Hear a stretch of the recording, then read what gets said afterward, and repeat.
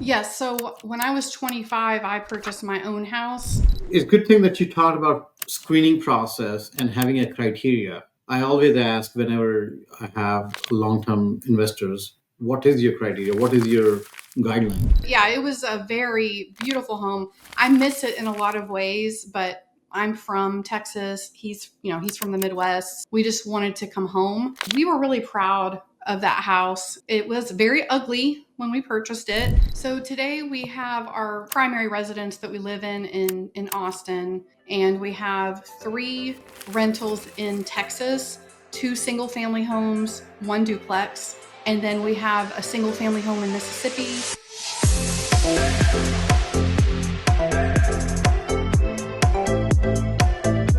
Hello and welcome everyone to another episode of Bigger Life Podcast. Today we have two amazing guests, a husband and wife, realtors out of Austin, Texas. Hey Alicia and Matthew, how are you doing today? We're good. It's our anniversary, so it's exciting.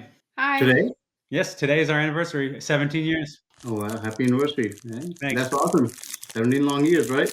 And many more to come. Yes, hopefully, right? I'm not going anywhere. Yeah. I'm not either. Great. Well, what a good day to have, right? To do a podcast. Right? Appreciate it. So, talk to me about your journey. How did you all met? So, first, I want to thank you, Ray, for having us on. We appreciate that. And we're excited to be here. So, Matthew and I met, we were what, in our mid I 20s? was 25. Yeah, I'm a little older than him. I'm just a couple of years. So, I think we met on, was it Match.com? Match.com. Alicia was going to law school in Oklahoma City. Yes. So this is back in 2007 ish, before it was the thing to meet online. So this is when people were kind of like, wait, you met him where? But that's where we met, and we dated. And a year in, we got married. So we knew we wanted to be together. And we purchased our first property together before we were engaged. So we're thinking long term. Exactly. I So you were bought my partners before you became partners. Exactly. Yeah. exactly. Yeah. That's a good way to put it. Nice, awesome. So, how did you decide to buy a first investment property, or were you planning to kind of live into that when you were buying that property together? What was the thought about purchasing a property together while you're not yet engaged, right? You got engaged after that. Right. We purchased it to move in together because at the time I was living with a roommate, and Matt was over all the time. And so, because we wanted privacy and we didn't want to disturb my roommates, we decided, let's just go buy some property on our own. And so we did that. It was a condo in Oklahoma City. And believe it or not, we bought that thing for $82,000. And I kick myself. I don't know about you, but I kick myself that we sold that back a while ago. Because that thing would have paid for itself many times over if we'd kept it. Yeah, I mean that's the value of real estate, right? Power of real estate. It pays you while you stay in there. It pays you when you're not in there, and it pays you when you're selling it. That's true. That If is you true. do all the things right? It depends on your goals, your short term and long term goals. Right. Yeah. So prior to purchasing that property, did you all have any real estate background, either from a family standpoint or from a career standpoint? So what was your past life before that particular purchase? Well, my grandfather built his own house and he lived in it from 1953 until he died. So he taught me the value of not only owning your property, but the pride in ownership and value. Yes. So when I was 25, I purchased my own house, and I actually had my best friend and her husband move in with me and pay rent. And that's before I knew what house hacking was. I mean, this was 2005. And this is also when we were getting loans hand over fist. Anyone could get a loan. I mean, I don't think I really qualified at the time. So thank goodness I had the roommates, because they paid the bulk of the mortgage, and then we split the bills. So my living expenses were very low at that time. And the reason why I wanted to purchase a home at such a young age is because that was the example that my parents set. My mother owned homes as a single woman. My father, he now owns, I think he's now down to 20 rental properties, but he built that up as a young man. At one time, I think he had 28, and then now he's retired off of 20 rental properties that essentially pay him every month. That's his retirement. And so those were the examples that I had. And it was never even a thought to rent. It never occurred to me to rent. It always occurred to me, I need to go buy a house, or I need to buy. Well, we love ownership. Own your vehicles, own your homes, pay off your debt as fast as possible. That's our goal. Yeah, that's kind of a philosophy that we live by, is try to have very little debt, other than mortgages, of course. That's the only real debt that we have. Sure. So your philosophy is to buy as much free and clear, because there's two routes within real estate. There's two schools of thoughts. One is accumulate more debt and purchase more properties. And the other school of thought is acquire property, clear it off, acquire another one, clear it off, and move that way. Yeah, we've done both ways. We've done a lot of ways. Yeah, and my dad's philosophy, I'm sure, yeah, my dad's philosophy was the second, where you buy it, pay it off, and keep going. But I like to leverage debt. I think, Matthew also agrees that for us, leveraging debt based on our plan and our long-term goals is the best way to achieve them.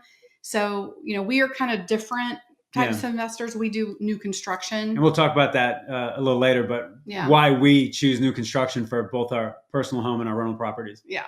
Yeah, well, I'm moving into that direction, so I know. Okay, great. So fast forward. So what all are you into today? So what's your career look like? How much portfolio do you have today? And then we'll kind of dibble into all of that. So we'll start in Florida. We lived in an RV for 5 years to pay off all of our debt, all of our student loans. That was our goal, is just to work hard, simple life, pay off our debt. And then we decided to buy a home in South Florida where we lived, new construction. My brother and his wife moved in. So we house hacked with them for 5 years. We were able to build enough equity to sell that house and move into a bigger house in a nicer neighborhood. Yeah. And just to back up a little bit, the RV thing, we at the time were both insurance adjusters, independent adjusters, and we chased storms. We traveled around all over the US. And basically the goal was, I should back up even more. We read Dave Ramsey's book, Total Money Makeover, and we were very attracted to the snowball method of paying off debt. Yeah. And we sort of looked at each other, had a little gleam in our eyes, and we thought, let's do this, because I had a ton of student loan and undergrad debt, from law school and, undergrad. He had his undergrad debt, and it was a lot. I mean, it was 6 figures of debt. And so all we wanted to do was pay that off, because that was several hundred, over $200,000 in debt. So that's what we did. We lived in the RV. It took us 5 years, and we literally put every extra dollar we had into paying off debt. And the story now is people feel like their student loan debt is massive and it's depressing and they can't buy a home or a car. Yes, you can. We did it, and it doesn't matter even right now with interest rates and everything else. Like, if you have a goal and you stick with it like we did, you absolutely can achieve paying off your student loan debt and owning property at the same time. Yeah, it's not going to be fun. It's not going to be comfortable. I mean, we were stuck in sacrifice 150 square feet for 5 years. It was not fun. Sometimes I've seen people move in with their parents. We did have to sacrifice. It's definitely not easy. It was very uncomfortable for that 5 years. But we feel like we had a goal, a short-term goal and long-term goals. You're like my third guest who is telling me this RV story. And one common theme between this RV story, of course, everybody had a different reason why they kind of got into the RV. But the outcome of that was they were able to achieve, or everybody is able to achieve, their financial goals. Yeah. And by living into that small, tight, compact space for 2 to 5 years, it can help you achieve those goals sooner than later. Because now you're cutting on your spend, and every single dollar that you're earning is not going into your spend, but it's going onto your financial goals. Exactly. Yeah. And then the Florida house we bought, new construction, after we paid off our student loan debt. My brother and his wife lived with us for about 5 years. So we house hacked. They helped pay down our mortgage so that when we decided to buy a bigger house, we had a ton of equity. And our goal was to find the worst house in the best neighborhood. And we absolutely did that. Because we're both excellent negotiators, for her being an attorney and me being in insurance, we got a great deal. And then from there, we did a live-in flip.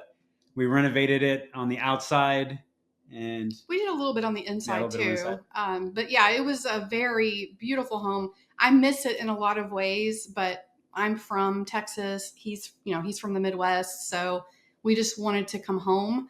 But we were really proud of that house. It was very ugly when we purchased it, and we were probably the youngest people in the entire neighborhood because it was very well established.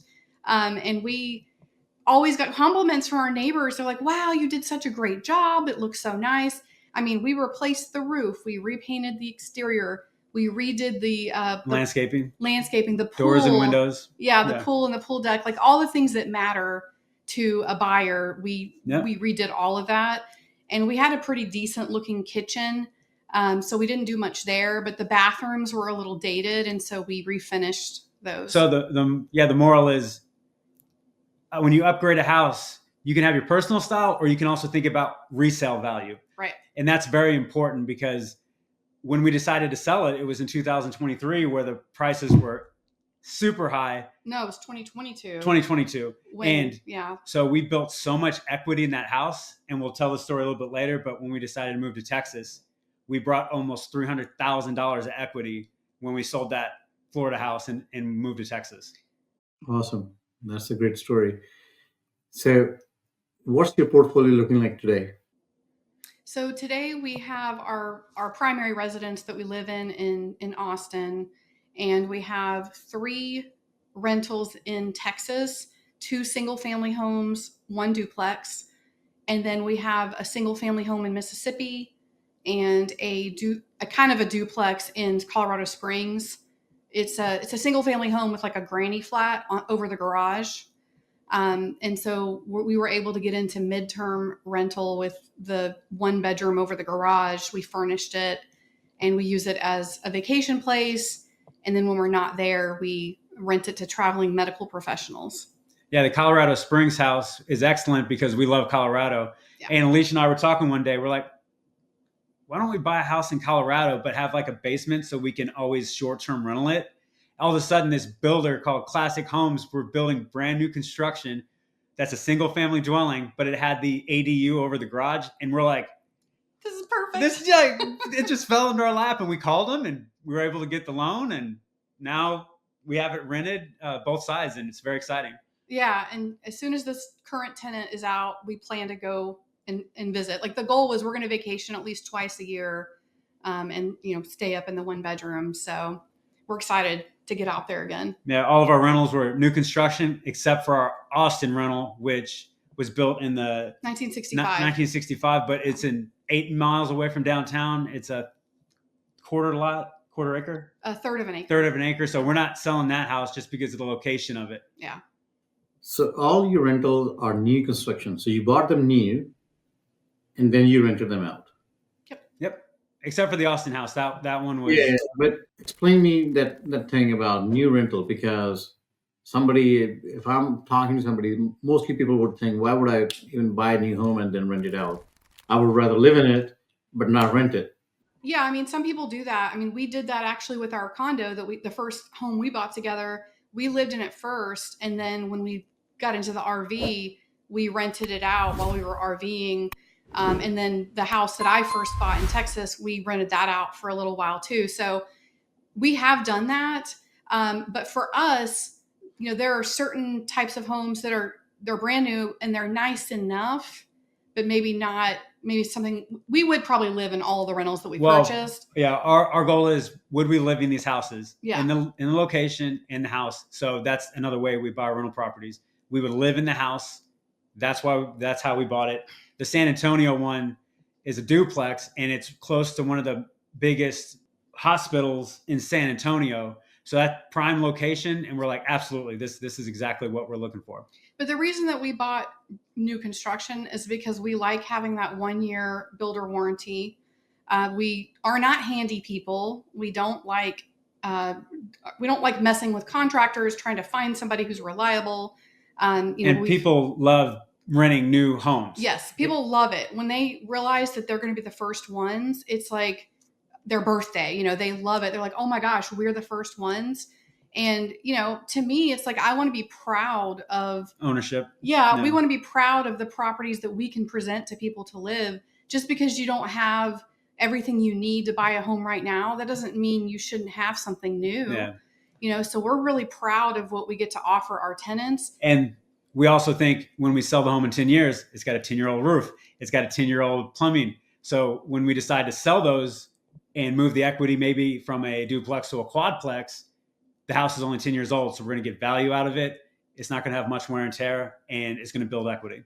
And even if it does have wear and tear, we can decide.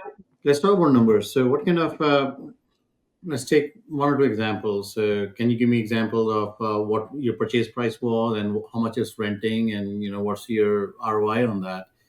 Because new rentals sometimes, I don't know, and I've not done my rentals. My story is I bought regular rent properties.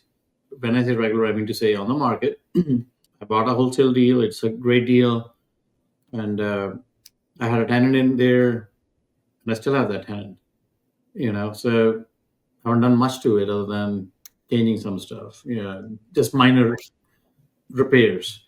But then I also bought a property at auction where I wasn't expecting it to be as extensive of a reno, but I had to basically rebuild it.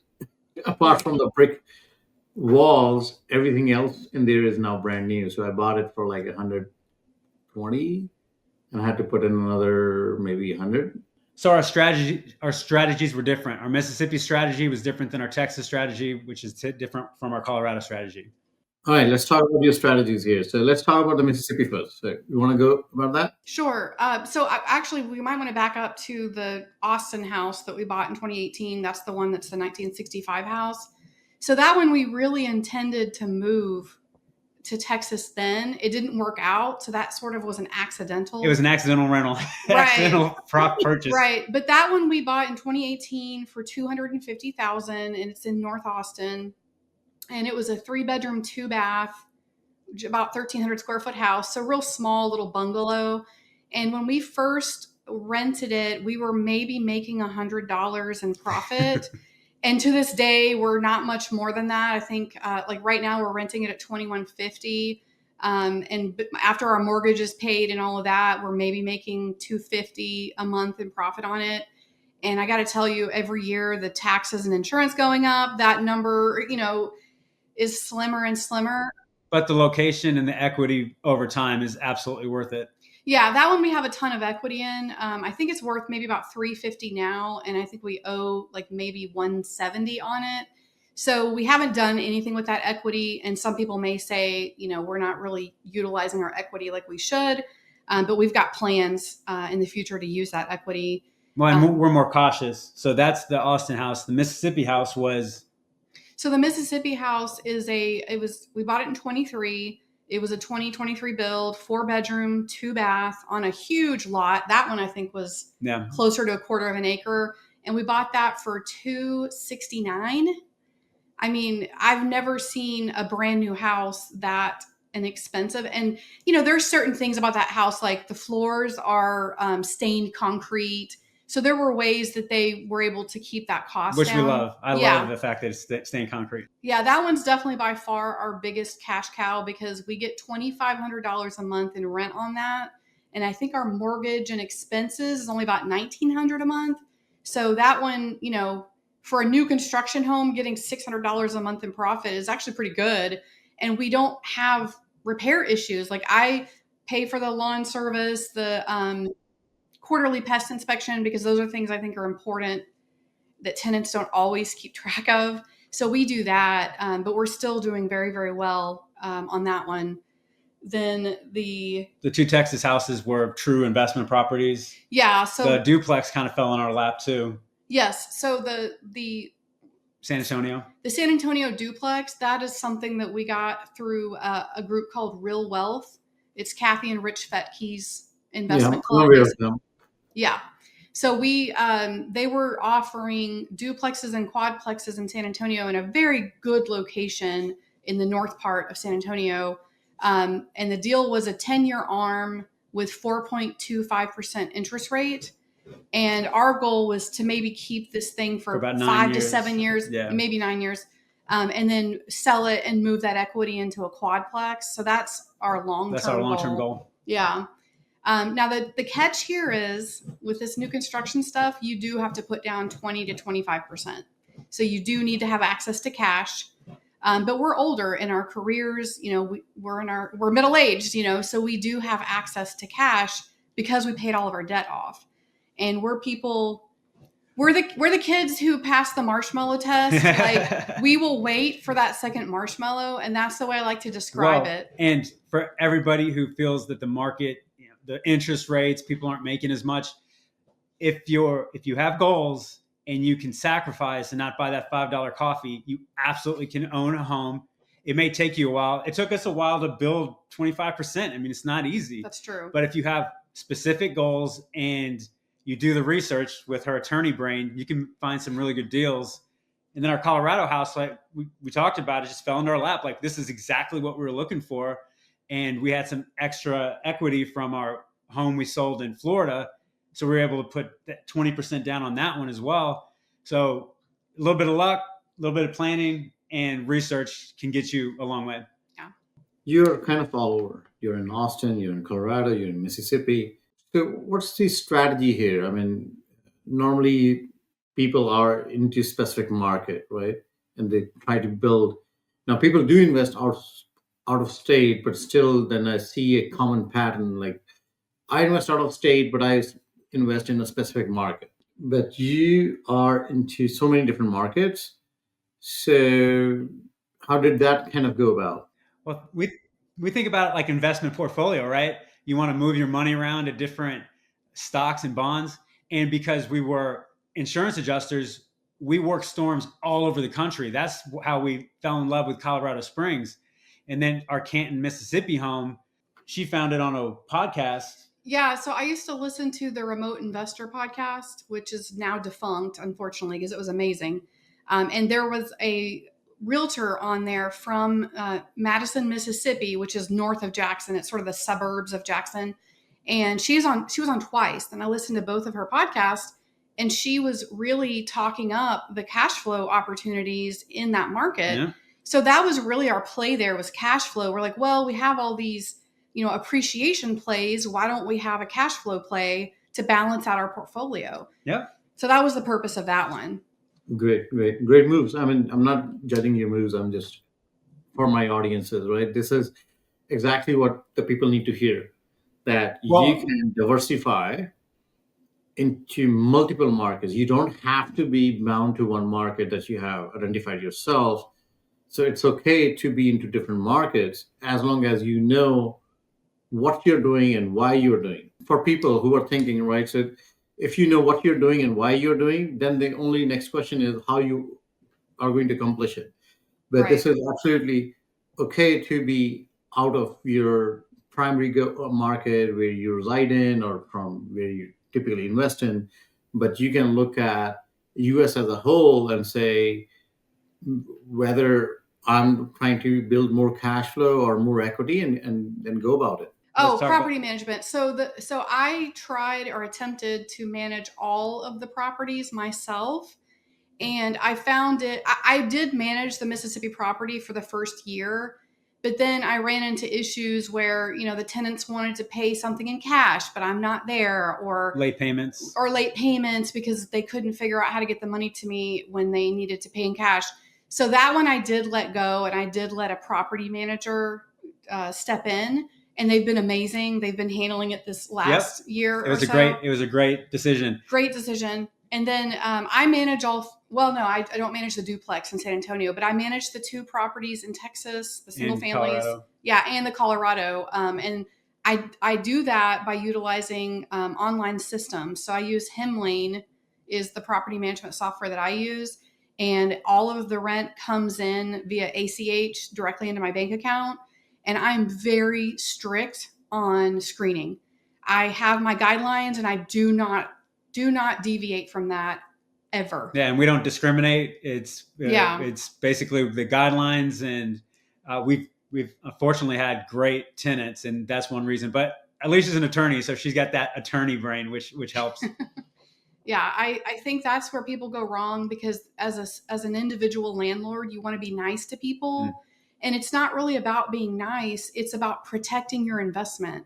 And if you say, I want a credit score of 620, and you let somebody with a 550 rent because you feel bad, I mean, that's going to lead to problems. And ask me how I know.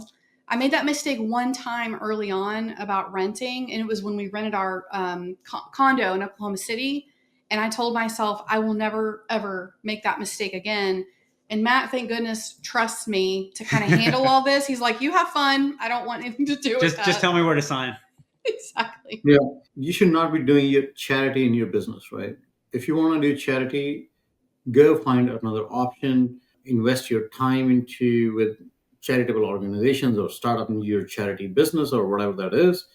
But this investing business is serious play here, because you got lots of money at risk, just like stocks. So when you're investing in stocks, you're not saying, okay, this company is losing money, let me maybe help them buy their stocks, right?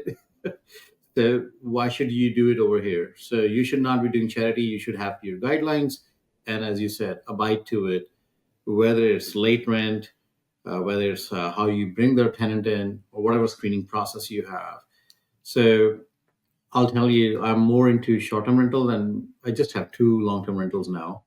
Everything else is a short-term rental. On my short-term rental side, we do have some procedures. To your point, anytime I became nice, it hurted me. And till date, I mean, the good thing about short-term rental is, it kind of comes to an end pretty quick, right? It's not like we have to wait for it for like months or whatever, for years. It comes to an end like within a few days. The tenancy relationship, well, it's not a tenancy, it's a license relationship. So anytime we said, okay, we'll just let it go, it hurts. No good deed goes unpunished, right? No, yeah, absolutely not. It's a good thing that you talked about screening process and having a criteria. I always ask whenever I have long-term investors, what is your criteria? What is your guideline? So it depends on the state. Because follow Texas law, follow Mississippi law. We always have to follow the law in whatever state we're in. We're in 3 of them. Also, so for example, Mississippi is known to have the lowest credit scores of any state in the United States. So what we do in Colorado or Texas, we can't necessarily do in Mississippi. So in Mississippi, my credit threshold is a little lower on credit score than the other 2 states. I don't quote me on this, but I believe the credit score requirement on the Mississippi house is 600. And then we also require 3 times rent. Yep. So you have to show gross income that it's, that's 3 or more times the monthly rent. So for example, if it's a husband, wife, boyfriend, girlfriend, there's, 2 people, or even if it's 1 person, they have to show me documentation that they make for that house $7,500 or more a month in income. And I verify everything. Yes, she does. Yeah. So I don't just call the numbers they give me. I look myself for the names of their employers, and I reach out that way. I always get signed authorizations from tenants to allow me to ask, their employers and their references, prior landlords about them. So I always get that. And then I always do a background and credit check.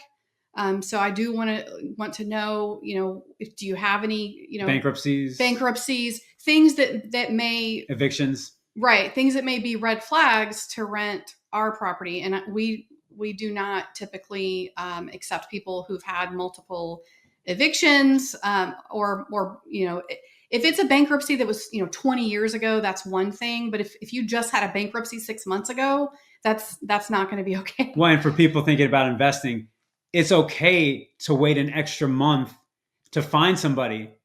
You pay the mortgage yourself, that's fine. If you want to rush it because you're like, oh my gosh, my mortgage is due, you may run into a very bad situation, as we talked about earlier. So be patient, do your due diligence, and I guarantee you, when you find that great tenant, they're going to stay for years, and it's going to be a much smoother process. So just be patient in the beginning. If you do that, it's going to save a lot of headaches later. Absolutely. Absolutely. And rental fraud is real, right? So I had one property where I had somebody apply, and I used a very reputable online service. I'm not going to name them, but it's kind of being used by a lot of investors. And the irony is that that service is no good. So supposedly they did the credit check and all everything that they're supposed to do, right? What you pay for, doing all this background information. And this people, for the employer, they had their own number, their own email address, kind of just like you can tell everything was fake, fake, fake.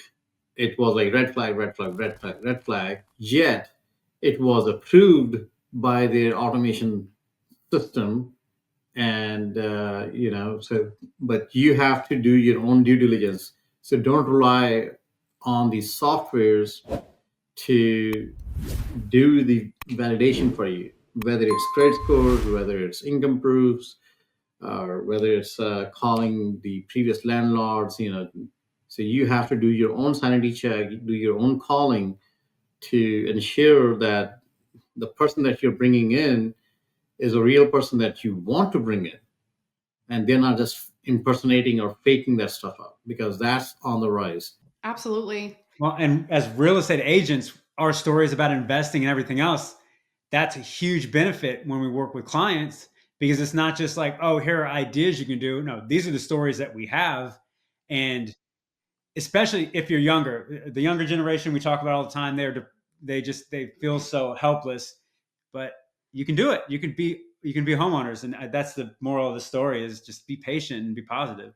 Yeah, I think for younger people, just because this is what I've experienced, some people may disagree, but for me, I think for younger people now, especially when things are so much more expensive, they have so much more debt, my thought is house hacking Mhm. right now is going to be the best way for a young person to get into this game. And you have to be comfortable. Some people are like, I could never live with other people. That's fine. Then don't do it.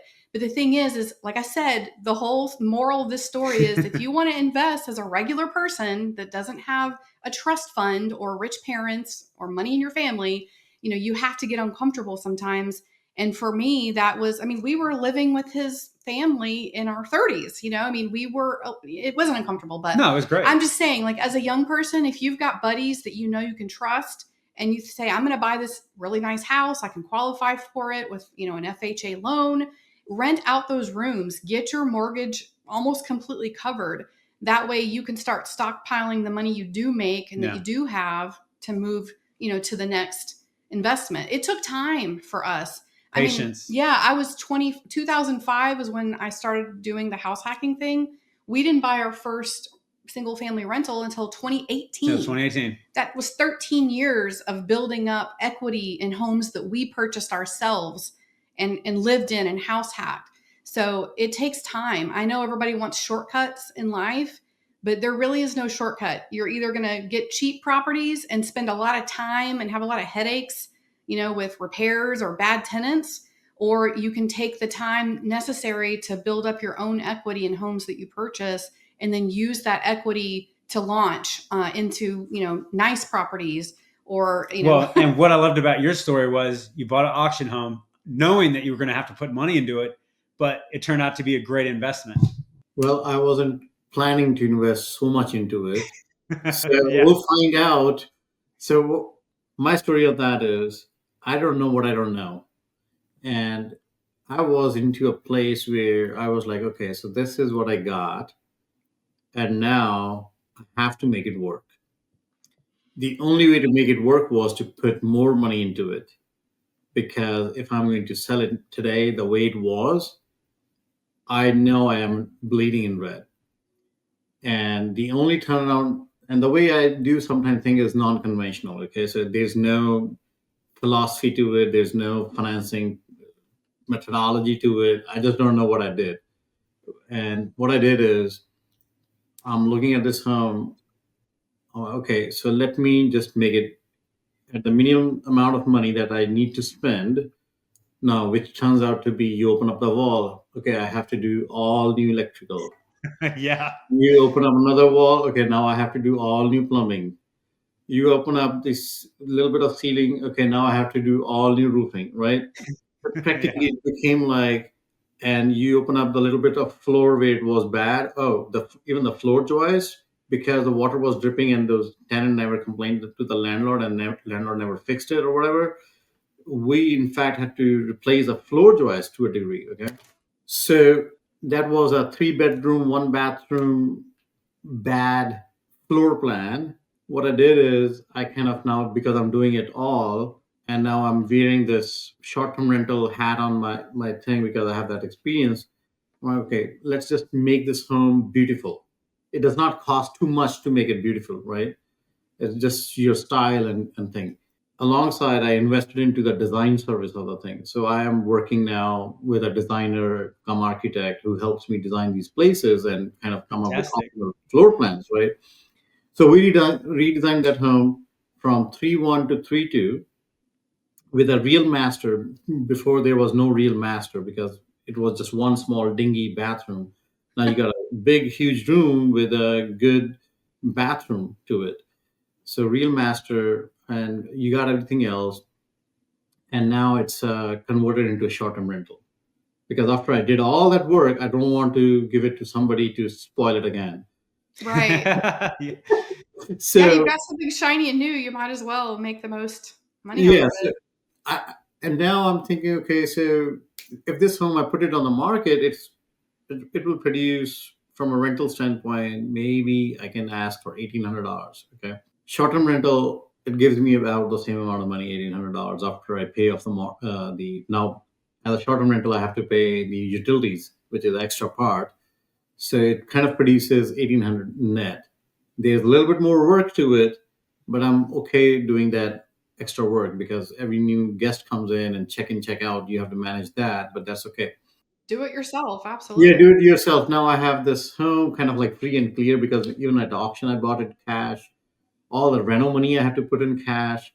So I haven't put it on market to really know what's the true worth of it. You know what I mean? So maybe I can sell it for 300. Maybe I can only sell it for 200. But I'm gonna wait on it for another, as you said, 10 years because everything on this home is brand new.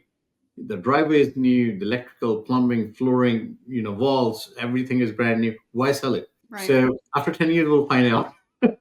But there's no financing logic. I really advise people not to follow my methodology. This is stupid stuff, right? I don't know. I mean, I just did it.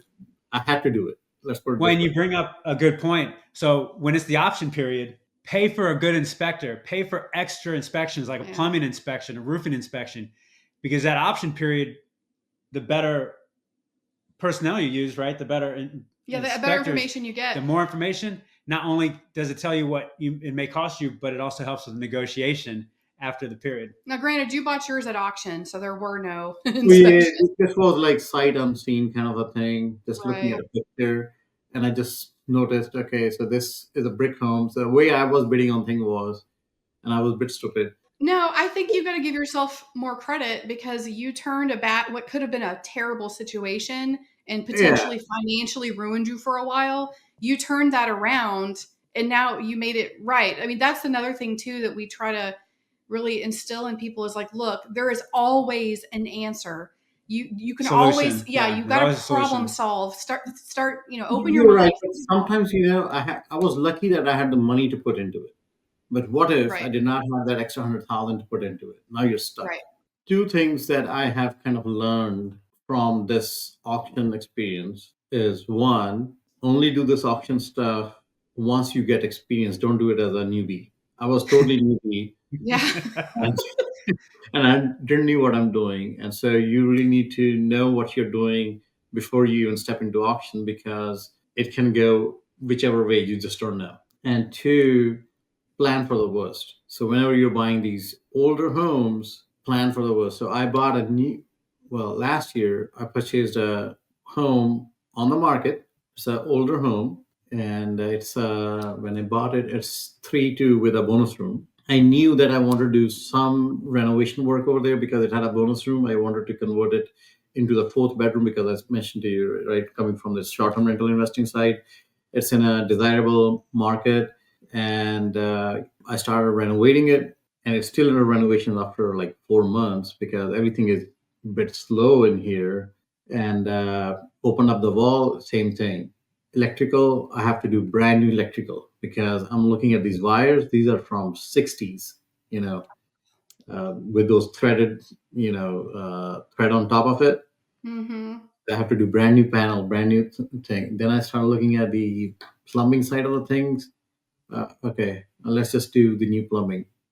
Long story short, the only thing that I'm retaining is the 3 bedrooms, but the brand new, the I don't have to replace a roof, but the electrical is brand new, the plumbing is brand new, the bathrooms are brand new, and I'm retaining the kitchen. It's just, you made a smart decision. Yeah. I think that was the best way to handle it, especially like you were thinking long term as well. So that was I think Yes, I'm thinking in that direction, but from here, my learning curve is kind of getting over with these renovations, and I'm like, okay, you know what? I don't want to buy these older homes. I'll just start building new homes where I know what is going. Plus, these renovations are taking so much time because once you pull one thing out, it just increases the scope of it. And Mm-hmm. then you start doing something else and it increases the scope again. Right. well, our Right YouTube next videos, door to me, there's like a new build somebody started after I started doing my renovation, and there's a family moved in now, and I'm still renovating. Right. So new construction is so much faster if you think about it, yeah, because once you break the ground, once you have your plans ready and you break the ground, you know what you're doing. I think the most difficult thing in the new build is up till you settle the dirt, whether you want to have the basement and how that's where the house is gonna sit and which way the dirt is gonna be moved and all that grading part. But once you know that, but the delta is up to that point. But once you start with it, and then rest of the thing, the framing and everything else is kind of like the same cost and from a timeline standpoint.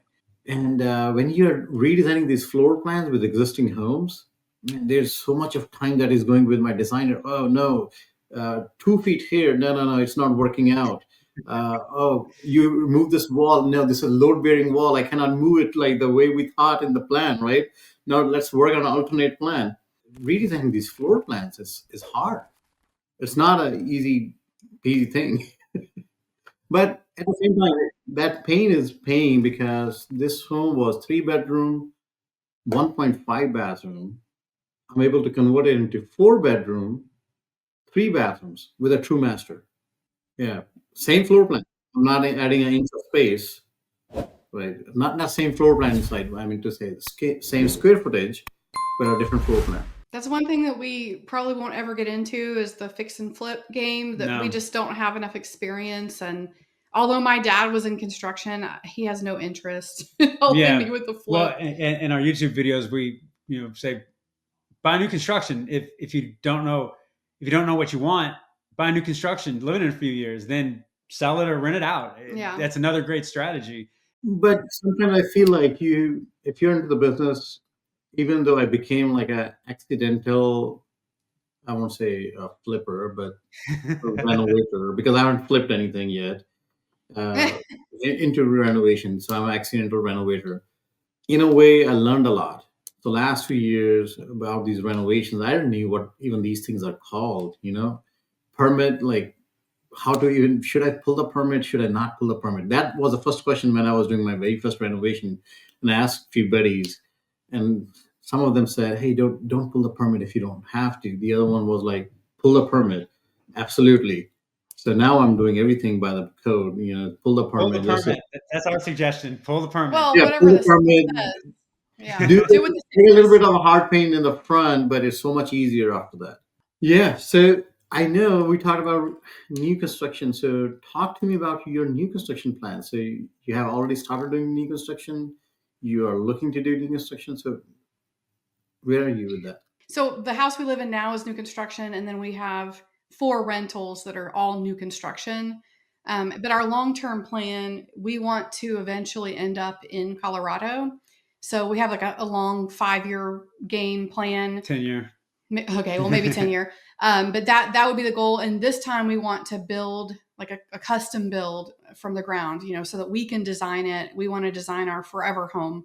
So that's our next goal in life. And I think that the rental properties are going to help us get there, because our goal was to keep them long term and build up appreciation. And then when we sell, that's when we're going to get the fruits of our labor of rentals. Well, what's cool is we have a YouTube channel. So I go and we go through new construction properties. I fly my drone. We do property tours. So not only are we going around these communities and seeing new construction, for us as investors, we're also like, okay, where's the good deal? Where's the good location? What are the builders offering? So not only would it help our clients, but it really gives us a step up if we want to buy our next new construction home. Yeah, one thing that we've really utilized as investors doing new construction is the builder's lender, and getting them to put our rate as low as possible. The best rate we've had was that 4.25%, but even our single family in Lockhart, Texas, that's where we have a single family. That one was a 5.8%, and we bought that house for $300,000. And we're not going to get rich off of cash flow. That's just not part of not in Texas. Yeah, or a new construction strategy. So I think we make like $150 a month extra. But at the end of the day, as long as we can cover the mortgage and the expenses and maybe make an extra $50, $100, we're okay with that. Because of appreciation. Right, because of appreciation. It's a long game. And in 10 years from now, we strongly feel, based on the fundamentals in the markets that we're in, that we're going to double in value. And to me, if you're willing to be patient, that type of strategy works for patient people. As long as you have the proper reserves in case something happens. Yes, as long as you have proper reserves. I cannot stress that enough. Reserve. Yeah, we wanted to build up 6 months of reserves on all homes, and we are there now. We do not touch any of the money that we make on any of these properties. We just let it sit and accumulate in the bank. And when things happen, mostly with our 65 house, there's always something going on with that one. But we have the money that we need in order to take care of that without having to dip into our personal, funds from our income, from our jobs. Yeah, no, definitely. And real estate has so many different ways of producing income, right? So at the crossroads of cash flow, the equity that you're building with the mortgage payoff, and then the equity that you're building with the appreciation. So that's the third one. And fourth one, which is a little bit underrated, and is the depreciation side of the things and how you save on taxes. So if you put it all together, it has a potential to maximize the yield on your investment. Always protest your taxes. Yes, protest. That's a big thing. We've saved thousands and thousands of dollars every year on our properties by protesting property taxes. I don't know, like some states, like in Georgia, if you protest your tax, it puts a freeze. Even if they don't lower it, they will put a freeze for next 3 years. I don't know about other states. Yeah. Well, that's nice. Yeah. So even if you're not able to get a reduction, but you got a freeze at that rate for the next 3 years, and then following 3 years, again, you protest, but you will see a bigger bump after, those 3 years. So it's a good thing if you can protest it down, but there's another benefit for next 3 years. That's true. Yeah. Great. You got to do everything you can to get a leg up in the rental investment game. That's for sure. Absolutely. So let's talk about your life as realtors. So Yeah. what are you into? What is your audience? Are you into like primary homes or more into like investment properties? What's your clientele mostly on your real estate agent side? So she'll tell the story, but I became an accidental realtor. So it's a pretty funny story. Yeah. So initially, whenever I became a realtor, I did it really to help us, get access to all the properties in the MLS, which is the multiple listing service, what realtors can access to find properties, coming on for sale. And it was kind of to find deals. But it morphed into helping friends purchase and sell properties. We like to focus on new construction, but I've had a lot of clients who buy older resale homes. So we help who needs help. If people need advice about investing, we do that. We help people if they want to manage their own rental property. We show them how to do that once they've purchased it. But we do like new construction, and we try to really find the best deals. The builders who are giving the best incentives, the best interest rates. So that's really what we like. Well, not just that, but she's an attorney. She practiced in South Florida. She's licensed in 3 states. I worked in the insurance industry for 18 years, and my specialty is handling disputed claims, which is all about negotiating damages and costs. So when we became realtors, we have all that experience behind us, plus our own property management and property ownership. So for us, especially for Alicia, we try to use that to help guide our clients the best we can. So we're lucky to have had all the varied experience and life experience. And so, we have a YouTube channel that we use for our real estate, and we try to really educate people, show them about the different neighborhoods around. We talk about, market updates to kind of keep people informed about what's going on in the market, because Austin, as you know, has really gone through some trying times in the last couple of years. And so, the run up during COVID was, I think 40%, we gained about 40% of equity in 2 years. That is abnormal. So the market has really been correcting itself through the end of 22, most of 23. It's still somewhat correcting now. But I think the hard times are over, because I think we corrected 22 and 23 corrected by about 15 to 20%. But for those of you who know how to do math, that means you're still up 20% in equity. So, right now we're sort of holding steady. We're kind of like up, down, but we keep that steady line. That's why we love new construction. And yeah, I have firsthand experience with the Austin market. So yeah, I think a few more years and then I'll see some equity in there. Right now, the good thing, when I bought those properties, both of them properties were discounted at the time, right? From whatever the listing price was and the market price was, for different reasons. Both of them were discounted, but that discount has faded away, right? So that's blown out. And right now, I think I can sell both of them for pretty much the same amount of money that I bought it for. But maybe another 5 years, I should see some kind of equity in there. The good thing is that both of them are short-term rentals, and the mortgages are being paid off. I don't have to worry about the mortgage. And you're not paying that off with your money. Exactly. You're paying it off with someone else's money. To me, that is the single greatest thing about real estate, that someone else can pay your debt for you. Exactly. We love that.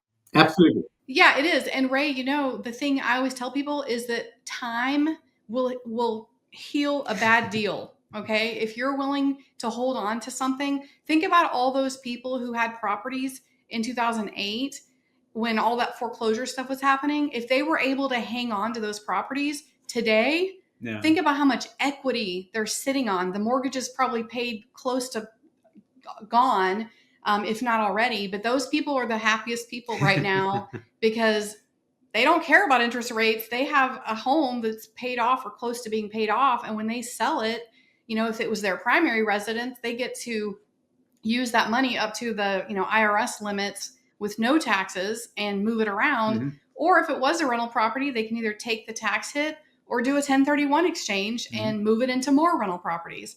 So to me, the power is amazing. Yeah, no, you're absolutely right. And pretty much every podcast, this kind of comes up. This example of 2007-8 timeframe, that real estate is forgiving if you invested into a bad deal, unless you invested into a super bad deal. But yeah, if you invested into a bad deal that looked like common sense at the time, but it became bad in the market, it will self-correct in a few years, as long as you are ready to hold on to it and figure out a way to pay its mortgage one way or the other. Yeah, we helped a client with an investment property that was a great deal at the time that he bought it, in an area that was supposed to be up and coming, but then COVID happened, and all of the plans to, create this amazing area in San Antonio all fell to the wayside. And so it became a really difficult situation for our client. There were homeless people next door. He had a really nice house. It was a 2018 build in a neighborhood with 60s and 70s homes. And so whenever he asked for help in selling it, he was frustrated. He didn't know what he was going to be able to do. And so we had a really, we did have to discount it a bit, but we got full price offers out of it. And he was able to get his equity out of the house. He didn't lose money. He had equity, 6 figures in equity.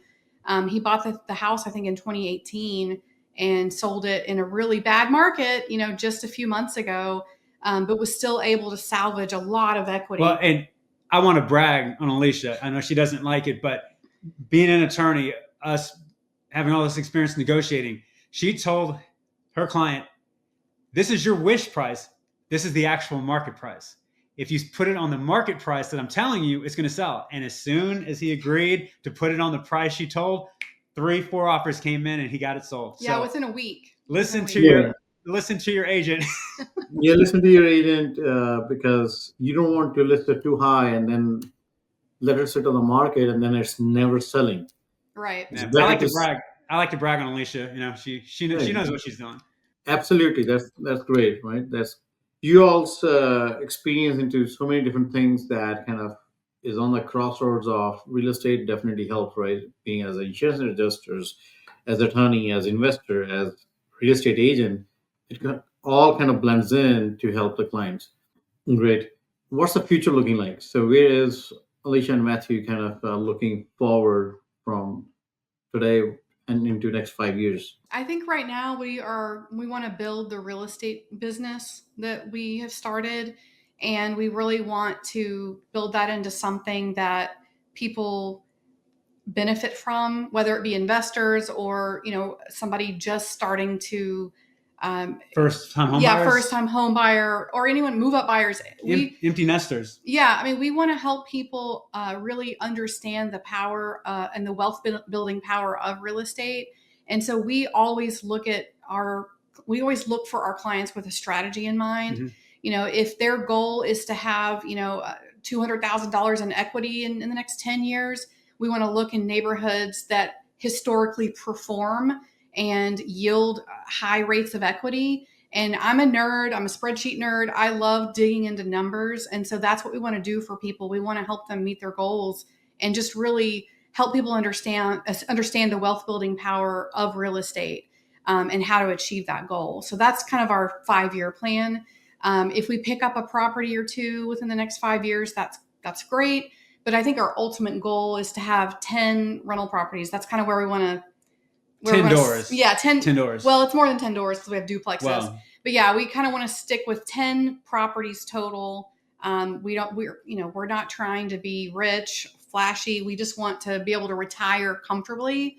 And that's kind of our plan, is to get to that 10 property mark. And being real estate agents in Austin, there's so much saturation of agents. So it's tough to, Yes. It's tough to get clients right now. And that's why I think our YouTube channel is definitely going to help. Let's give a shout out to your YouTube channel, to this amazing, partnership that you have with so many skill sets. So you want to talk about your YouTube channel, what the channel is and what it's all about? Yeah, sure. So the channel handle is at Living in Austin ATX. The channel name is Living in Austin, Texas, Alicia and Matthew Wilson. And essentially, we just started this in February, and we've really enjoyed using our creative side. He went to art school. Yeah. So he's got the eye to with the drone shots and stuff to make things look really nice. And it's just, our goal is just to inform. Yeah. I mean, people who want to relocate to the market, we want to show them this is what the neighborhoods look like. These are what the houses look like. This is what you can buy for 500, 750, $1 million. We just want to educate people and let them know about the market without them having to physically fly here and try to spend money all the time in hotels and looking around on their own. We feel like we can do a lot of legwork for people. Yeah, and I went to art school. I have a bachelor's degree of fine art. I have my drone license, so I'm flying my drone everywhere, getting outside shots. We're using our gimbal inside. So for me, it's creative, like Alicia said. So each video, I look at it as like a portfolio piece. So we want it to be entertaining, visually exciting, but at the end, informed and get clients. Yeah. Awesome. Well, so if you're looking to buy some real estate in Austin, Texas, and somewhere around there, you got amazing partners, right? Alicia and Matthew Wilson, contact them, reach them, and do watch their YouTube channel because they can guide you from whether it's from insurance, be it from attorney perspective, investing, and of course, making some great deals out there. And what the photography comes for free. Exactly. Right. The photography's free. Yeah, so you need to give something away, right? So photography comes for free. Exactly. All right, no, that's great. Well, I do appreciate your time. This is a great story. How you started living in an RV van to your first partnership, even before you became partners, to real estate investing. That journey from insurance all the way to becoming a real estate agents and investing into this market. And the biggest takeaway, I think, for me is like investing into new homes and also looking into different markets, because at the end of the day, it's diversifying yourself one way or the other, right? And yeah, so that's awesome. I appreciate you both joining at the same time. This is great, especially on this beautiful and so precious day for you all. Yes. Thank you for having us. We really enjoyed talking with you. And we loved your story about the house. I think that's going to inform your viewers. That's going to give a lot of value to your viewers. Exactly. And Yeah, don't do what I did, right? Right. Well, I have a lot of those stories. Don't do what I did. Yeah, well, you got a very, very expensive education, right? But now what you won't do again. So I feel like every mistake. In the end, I think it's, as we said, real estate is forgiving, so it should autocorrect and do everything in the right place. But I was lucky that I was able to turn that situation around. But you need to know what before you invest in real estate. Having those reserves, as we said, you need to have those reserves. Well, great. Well, thank you. And to our audiences, we'll be back next week with another amazing story and another great, awesome guest. Till then, goodbye. Thank you. Thanks.